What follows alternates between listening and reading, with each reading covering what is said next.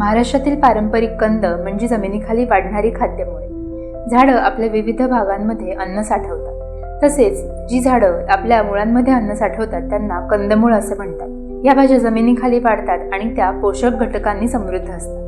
रताळं, ज्याला गोड बटाटा असेही म्हटलं जातं, ते उकडून आणि भाजून खाल्लं जातं. ते गुलाबी रंगाचं असतं. सुरण, ज्याला जिमीकंद असेही म्हणतात, त्याची भाजी केली जाते आणि ते चॉकलेटी रंगाचं असतं. मुळा हा तिखटसर चवीचा असतो. तो कोशिंबिरीमध्ये आणि पराठ्यामध्ये वापरला जातो. त्याचा रंग पांढरा असतो. गाजर, गाजराचा रंग केशरी असतो, ज्याचा हलवा आणि कोशिंबीर केली जाते. त्याच्यामध्ये अ जीवनसत्व असतं. बीट हे सॅलडमध्ये वापरलं जातं किंवा त्याची कोशिंबीरही केली जाते. बीट उकडून किंवा शिजवून खाल्लं जातं. तसेच त्याचा ज्यूसही केला जातो.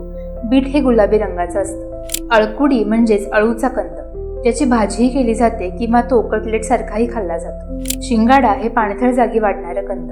शिंगाडा उकडून, भाजून किंवा वाळवून खाल्ला जातो. शिंगाड्याचं पीठ हे उपवासाच्या पदार्थांमध्ये वापरलं जातं. कंदमुळांमधून आपल्याला ऊर्जा, तंतू, अ व क जीवनसत्व, लोह आणि पोटॅशियम सारखी खनिज मुबलक प्रमाणात मिळतात. कंदमुळं पचन सुधारण्यास मदत करतात. तसेच रक्तातील साखर कमी करण्यासही मदत करतात. महाराष्ट्रातील विविध भागांमध्ये कंदमुळं पिकवली जातात. तुमच्या भागात कोणतं कंदमुळ पिकवलं जातं हे कमेंटमध्ये नक्की सांगा.